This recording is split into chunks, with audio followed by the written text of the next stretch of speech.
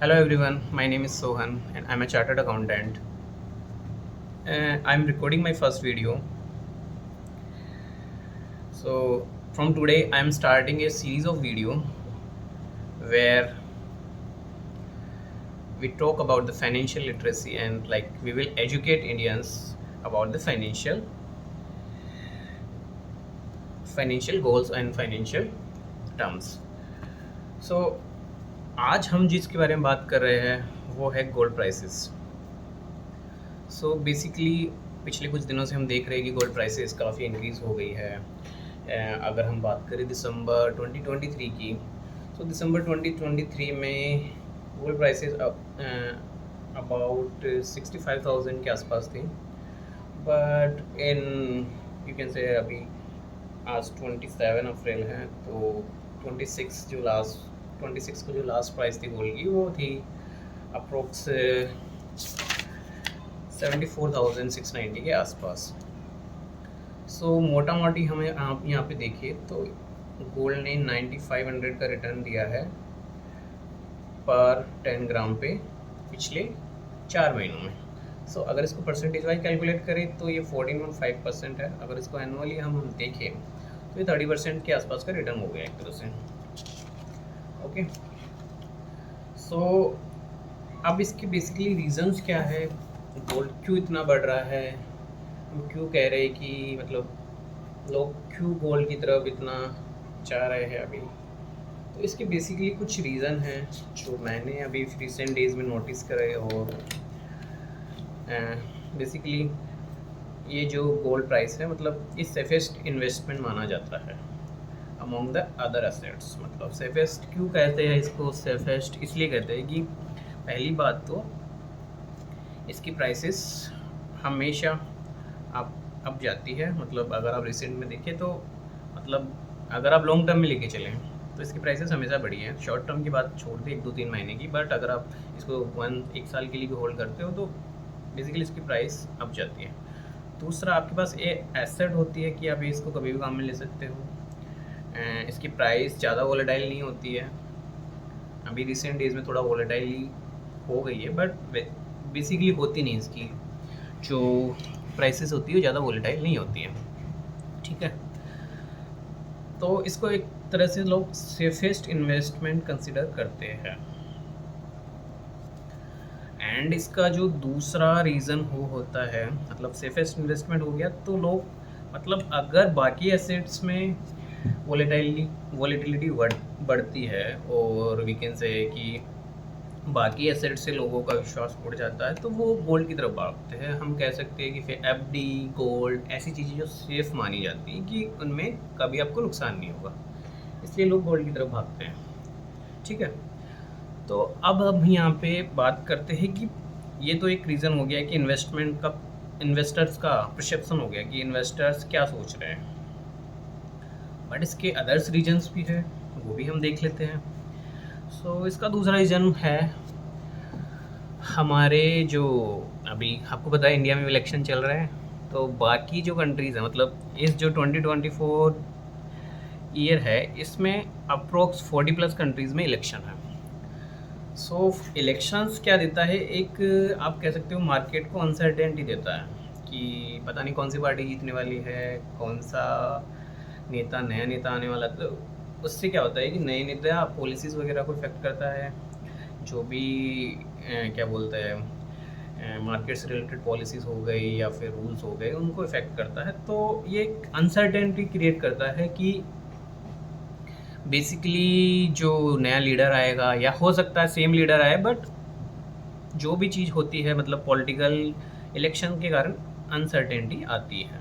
Okay, so this is the second reason कि अभी market थोड़ा अनसर्टेन है। लोगों को मतलब पता नहीं कि क्या होने वाला है क्या नहीं होने वाला है। तो ये मतलब ऑल ओवर द वर्ल्ड है, नॉट मैं इंडिया की बात नहीं कर रहा, पूरे वर्ल्ड में बेसिकली इन्फ्लेशन बोल रहा हूँ, क्या बोलते हैं इसको, इलेक्शन का होने वाले हैं तो उसका इफेक्ट आ रहा है। ठीक है, एंड जो थर्ड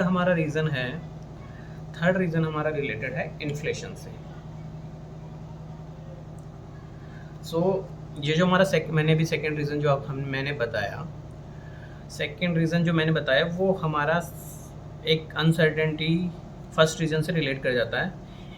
जब अनसर्टेनिटी होती है तो इन्वेस्टमेंट सेफेस्ट रीज़न के पास जाता है। तो पहला रीज़न मैंने बताया था कि सेफेस्ट इन्वेस्टमेंट है, तो यहाँ पे मार्केट में अनसर्टेनिटी है, इसलिए वो सेफेस्ट इन्वेस्टमेंट के पास जा रहा है investor, that is why the gold prices are increasing. Okay, and जो थर्ड रीज़न मैं बता रहा हूँ वो है इन्फ्लेशन। अब बेसिकली आप देखोगे ना, यहाँ पर यूएस में इन्फ्लेशन बढ़ गई है, इंडिया में भी इन्फ्लेशन का पिछले कुछ दिनों में थोड़ा अनसर्टेनिटी की कभी एक जगह रहती है, कभी बढ़ रही है। तो बेसिकली इन्फ्लेशन से क्यों फ़र्क पड़ता है गोल्ड की प्राइसेस में, इसकी हम बात करते हैं। तो इन्फ्लेशन का गोल्ड की प्राइस में इसलिए फ़र्क पड़ता है कि इन्फ्लेशन आपकी परचेजिंग पावर पैरिटी कम करती है। अब परचेजिंग पावर पैरिटी क्या होती है उसके बारे में हम बात करते हैं। परचेजिंग पावर पैरिटी होती है, जैसे मान लो कि आज आपके पास 100 रुपये है, अब इस 100 रुपये से आप 2 केजी चीनी खरीद पा रहे हो अभी, मतलब शुगर जिसको हम बोलते हैं, ठीक है। बट जैसे ही ये आपकी क्या बोलते हैं इन्फ्लेशन बढ़ती है तो इससे परचेजिंग पावर पैरिटी कम होती है, ठीक है। परचेजिंग पावर पैरिटी कम होती है, उस केस में लोग क्या करेंगे कि जैसे मान लो पहले 2 किलो खरीद पा रहे थे, तो अब क्या 1.5 केजी ओनली खरीद पाते हैं। तो उससे क्या हुआ कि जो आपके रुपए की परचेजिंग पावर पैरिटी है, मतलब रुपए की एक तरह से स्ट्रेंथ बोल सकते हैं हम उसे, या फिर हम कह सकते हैं कि रुपए में जान जो होती है वो कम हो गई है, ठीक है। मतलब मैं बेसिकली इसी बोलता हूँ कि जान कम हो गई है रुपए में।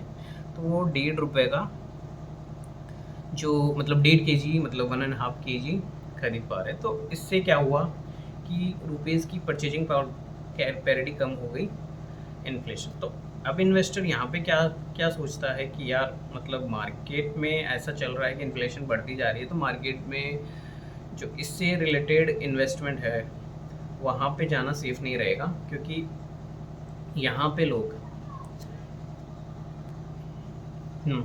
सो बेसिकली इससे क्या होता है कि परचेजिंग पावर पैरिटी जैसे कम हुई तो उसके बाद इन्वेस्टर सेफेस्ट इन्वेस्ट की तरफ जाता है, क्योंकि यहाँ पे अनसर्टेनिटी आ गई है एक तरह से, ठीक है। अनसर्टेनिटी कैसे आ गई है, कंज्यूमर प्राइस जो इंडेक्स होता है वो उसमें मतलब बाकी एसेट्स के मुकाबले गोल्ड की जो हिस्टोरिकल चीज़ गई है, या गोल्ड को हम हिस्टोरिकल देखें तो बाकी जो एसेट्स होती है उसको हमेशा आउट परफॉर्म करता है। कि आउट परफॉर्म करने का मतलब कि अगर आप देखोगे पिछले कुछ दिनों में, जैसे मान लो कि शेयर्स है या इन्वेस्टमेंट है आपका किसी शेयर्स में, तो इन्वेस्टमेंट अगर मार्केट में अनसर्टेनिटी आती है, कंट्री लेवल पे कुछ ऐसा कुछ होता है, इन्फ्लेशन वगैरह इफेक्ट करती है, तो वो इन्वेस्टमेंट लोग वहाँ से निकलना चालू करते हैं, अपना जो पैसा होता है उसको एक सेफ जगह ले जाके रखते हैं, ठीक है।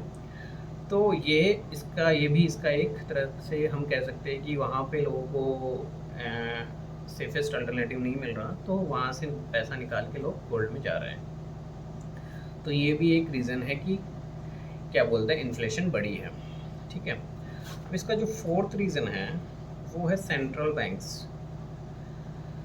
सेंट्रल बैंक्स हम कह रहे हैं कि सेंट्रल बैंक कौन हो गया, जैसे इंडिया के लिए आरबीआई हो गया, और चाइना के लिए चाइना का सेंट्रल बैंक हो गया, यूएस के लिए यूएस का सेंट्रल बैंक हो गया, ठीक है। तो ये सारे बैंक्स क्या होते हैं कि जब भी प्राइस बढ़ती है, ठीक है, क्या बोलते हैं सेंट्रल बैंक की बात कर रहा हूँ, तो ये एक तरह से अपने रिजर्व्स जो गोल्ड रिजर्व होता है उसको हैज करने के लिए यूज़ करते हैं बाकी एसेट्स को, ठीक है। हैजिंग का मतलब क्या होता है कि अगर आपको किसी एसेट्स में नुकसान हो रहा है तो आप एक एसेट्स ऐसी खरीद लेते हो जो आपको नुकसान नहीं होने देती या आपको फ़ायदा कराएगी, तो वहाँ का नुकसान यहाँ पे हैज हो जाता है एक तरह से, कि वो नुकसान कंपनसेट हो जाता है, ठीक है। तो जो चाइना के बैंक्स हैं, मतलब जो सेंट्रल बैंक्स हैं, वो अपने गोल्ड रिजर्व्स को बढ़ा रहे हैं, मतलब अपने जो क्या बोलते हैं सेंट्रल बैंक के पास गोल्ड रिजर्व्स होता है उसको बढ़ा रहे हैं। मतलब पहले जैसे मान लो 100 केजी गोल्ड था, तो एग्जांपल ले रहा हूँ, ज़्यादा ही होता है इससे तो, बट जैसे 100 केजी गोल्ड था तो उसको बढ़ा रहे हैं। तो ये चीज़ मतलब ये चीज़ चाइना काफ़ी दिनों से कर रहा है, अप्रोक्स 15-16 मंथ से उसे कंटिन्यूसली हो गया है कि ये चीज़ चाइना लगातार अपने गोल्ड रिजर्व्स को बढ़ा रहा है, ताकि जो भी इन्फ्लेशन वगैरह बढ़े या क्या बोलते हैं मार्केट में अनसर्टेनिटी आए, तो उससे रिलेटेड उसकी जो क्या बोलते हैं करेंसी वगैरह है वो डाइल्यूट नहीं हो। तो करेंसी डाइल्यूट नहीं होगी क्योंकि उसके पास गोल्ड रिजर्व ऑलरेडी पड़ा है, तो उसके हैज करने की जो इन्फ्लेशन बढ़ रही है उसको हैज करने के लिए उसके पास एसेट है, ठीक है। तो इसलिए सेंट्रल बैंक्स आरबीआई है ना एसेट्स को बढ़ा रही है, अपने गोल्ड एसेट्स को, ठीक है। तो ये भी एक रीज़न है। और जो इसका छठा रीज़न हम बात कर रहे हैं, छठा रीज़न है इसका, एक मिनट, क्या हमने बात कर ली सेफेस्ट इन्वेस्टमेंट की, बात कर ली हमने, बात कर ली इन्फ्लेशन की, कर ली हमने, क्या बोलते हैं सेंट्रल बैंक की बात कर ली। हाँ, एक लास्ट रीजन जो अभी रिसेंट में देखने को मिला है वो इजराइल गाजा वार, वो काफ़ी पॉपुलर है, हमारे शेयर मार्केट को काफ़ी इफ़ेक्ट कर रहा है। तो इजराइल गाजा वार का क्या इम्पैक्ट है, क्योंकि इस वार में क्या होता है कि जो सप्लाई और डिमांड चेन होती है ना वो डिस्टर्ब होती है। सप्लाई चेन डिमांड डिस्टर्ब कैसे होगी, जैसे वार होगी ना, तो मान लो कि जैसे इजराइल है, इजराइल से हम ऑयल वगैरह इंपोर्ट करते हैं, इजराइल में एक्सपोर्ट करते हैं, तो इन सब चीज़ों से क्या होता है कि सप्लाई चेन डिस्टर्ब होती है, ठीक है। तो सप्लाई चेन डिस्टर्ब होने से मार्केट में एक तरह की अनसर्टेनिटी आती है कि ठीक है यार, वहाँ से पता नहीं कब तक ये वॉर चलेगा या कब तक ये सिचुएशन नॉर्मल होगी या वापस हम उस देश के साथ ट्रेड स्टार्ट करेंगे। तो इन सब चीज़ों से क्या होता है कि एक अनसर्टेनिटी आती है, और इन अनसर्टेनिटी के कारण क्या होता है कि लोग वापस वही चीज़ आ जाती है कि जो पहला रीज़न है हमारा, वो एक अट्रैक्ट करता है इन्वेस्टमेंट को सेफेस्ट इन्वेस्टमेंट की तरफ जाने के लिए, ठीक है। तो यार जब भी अनसर्टेनिटी आएगी तो मार्केट एक सेफेस्ट इन्वेस्टमेंट की तरफ जाएगा, एंड सेफेस्ट इन्वेस्टमेंट हम कह सकते हैं गोल्ड हो गया हमारा, गवर्नमेंट बॉन्ड्स हो गए, या फिर एफडीज हो गई, तो ये सारे सेफेस्ट इन्वेस्टमेंट माने जाते हैं क्योंकि यहाँ पे रिस्क बहुत कम होता है, ठीक है। तो बेसिकली हमने इस वीडियो में क्या देखा, मतलब क्या समझा, वो ये है कि पहला रीज़न तो मतलब जो हम मतलब जब भी मार्केट में अनसर्टेनिटी आती है तो इन्वेस्टर सेफेस्ट इन्वेस्टमेंट के पास जाता है, ठीक है। अब वो अनसर्टेनिटी कौन सी है वो मैंने बताई कि इन्वेस्टर सेफेस्ट इन्वेस्टमेंट के पास जा रहा है। क्यों जा रहा है, क्योंकि पहले तो इन्फ्लेशन हाई हो गई, ठीक है। दूसरा, सेंट्रल बैंक्स अपना गोल्ड रिजर्व्स बढ़ा रहे हैं। तीसरा, इजराइल गाजा वार हो गई, ठीक है। चौथा, 40+ कंट्रीज़ में इलेक्शंस है। तो ये जो चारों रीज़न हैं, ये इसी से हमारी गोल्ड प्राइसेस बढ़ रही है। सो आई होप कि आपको ये इन्फॉर्मेशन अच्छी लगी, आपने थोड़ा बहुत जितना भी हो सकता है सीखने का कोशिश मैंने मतलब जितना मेरे को पता था मैंने बताने की कोशिश की। तो अगर अच्छी लगे तो लाइक करना, शेयर करना और सब्सक्राइब करना। Thank you, bye bye.